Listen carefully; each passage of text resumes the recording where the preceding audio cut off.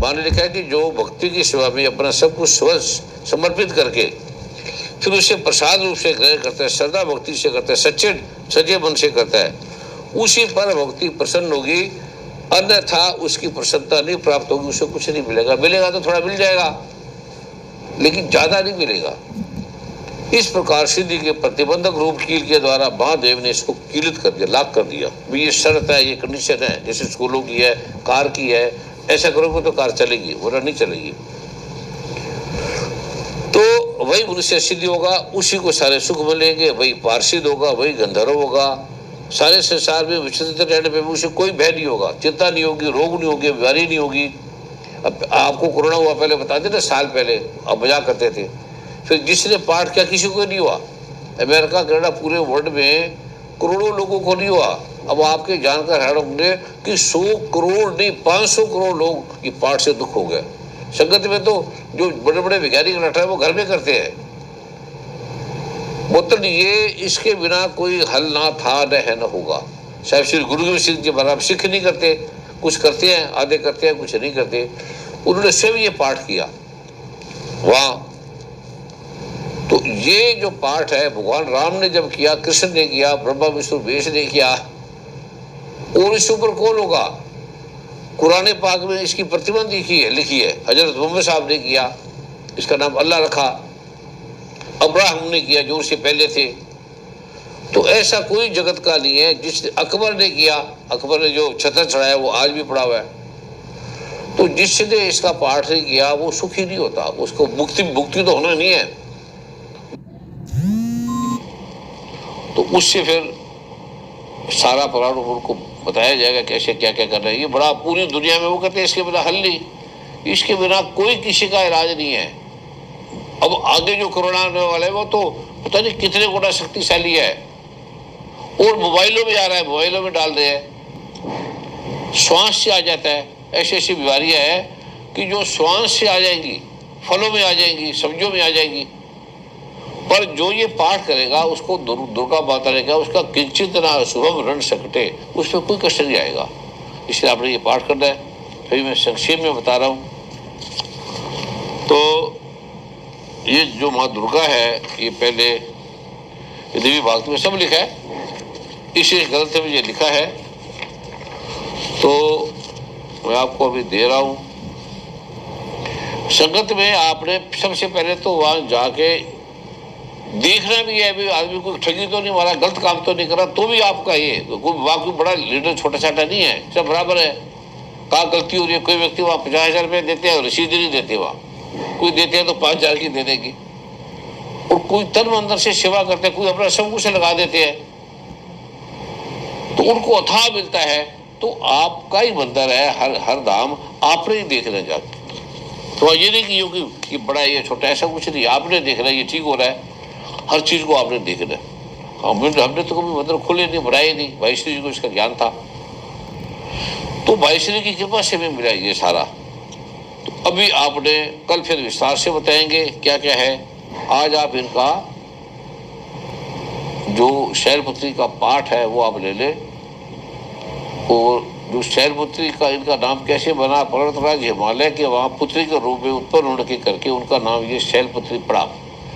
ऋषभ स्थित तथा माता जी के दाहिने हाथ में त्रिशूल है और बाएं हाथ में कमल पुष्प सुशोभित है। वो चित्र को आपने रखना।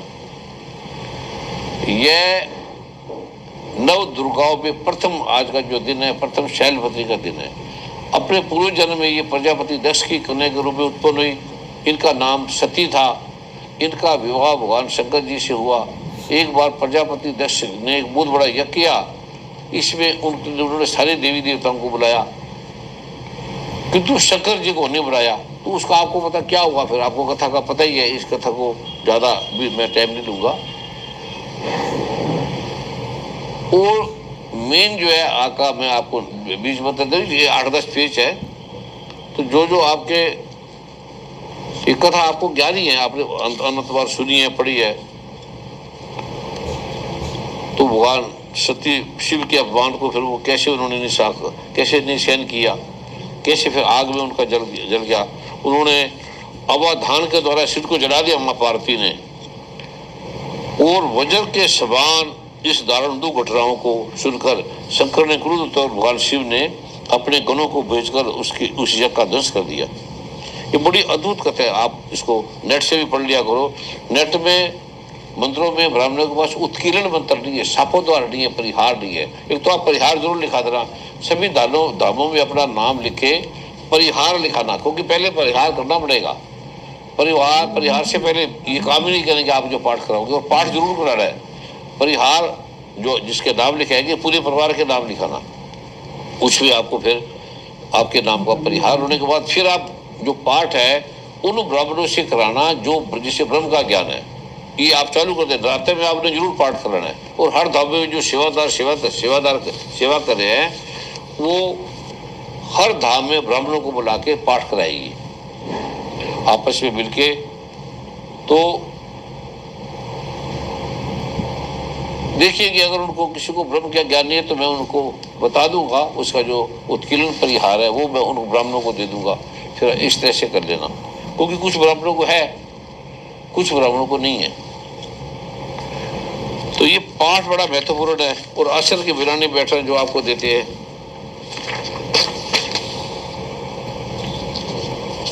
इसकी शक्ति इतनी अद्भुत है जिसका आपको बता नहीं सकते।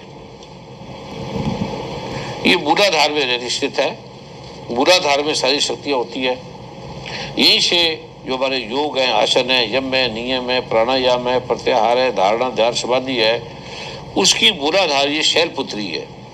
और हमारे शिव शक्ति का आना,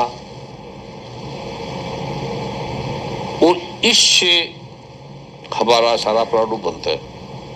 इससे बड़ी लंबी कथा है, जो कभी फिर सुनाएंगे। अभी मैं वो आपको पाठ दे रहा हूँ जो आज आपने करना है,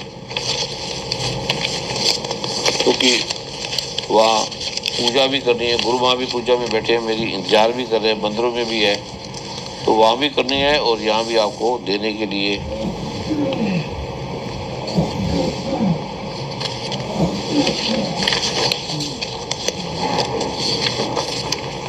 ये मतलब मैं उत्कीर्ण निश्चल के साथ दे रहा हूँ।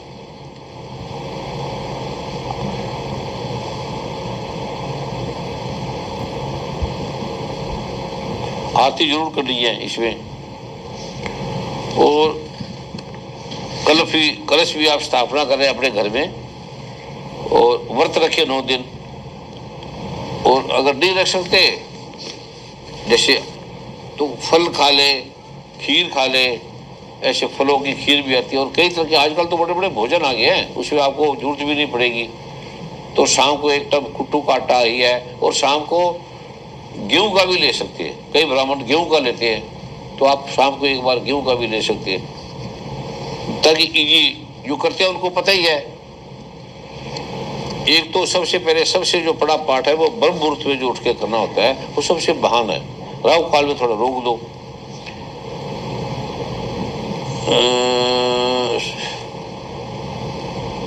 आसन लगा ले, आसन पे करना है, सफाई करके पूरी शुद्धता से करना है, गंदगी नहीं रखना, वहाँ पर झाड़ू नहीं होने चाहिए, जूते भी नहीं होने चाहिए। जब आप पाक में चौकी पे, जैसे चौकी है, इस पे लाल रंग का कपड़ा बिछाकर फिर उस पर माता के सभी स्वरूपों को स्थापित करें। शैलपुत्री की व्रत का संकल्प ले, व्रत रख ले। व्रत में भी पता नहीं लगेगा, इतने अच्छे अच्छे भोजन बाजार में मिल जाते हैं अच्छी अच्छी कंपनियों के। तो आप ऐसा ले, घर में बना ले, खीर बना ले, कुट्टू के आटे की है, और कई कई चीज़ें होती हैं। और धूप दीप से पूजन करके जब भी कुछ करे, खाए पिए, तो ऐं श्रीं शैलपुत्री, ऐं श्रीं शैलपुत्री, ये एक बार जरूर बोलना, बस ऐं श्रीं शैलपुत्री एक ही बार। बाकी पाठ अपना करते रहे, फिर आरती करें। अभी मैं जो 9 बार मंत्र था वो आपको दे रहा हूं। ओम गंग श्रीं ऐं देवी शैलपुत्राय नमे नमः। ये आपने 9 बार दिन में करना है, सारे दिन में। 3 बार सुबह कर लो, 3 बार दोपहर को करो, 3 बार शाम को कर लो। माँ शैलपुत्री को सफेद रंग बड़ा प्रिय है, सफेद रंग, इसलिए पूजा के दौरान उन्हें सफेद रंग की चीजें जैसे बर्फी है क्या बोल करना चाहिए, सफेद फूल होने चाहिए। पूजा के समय सफेद रंग के वस्त्र धारण, आबी वस्त्र धारण करो।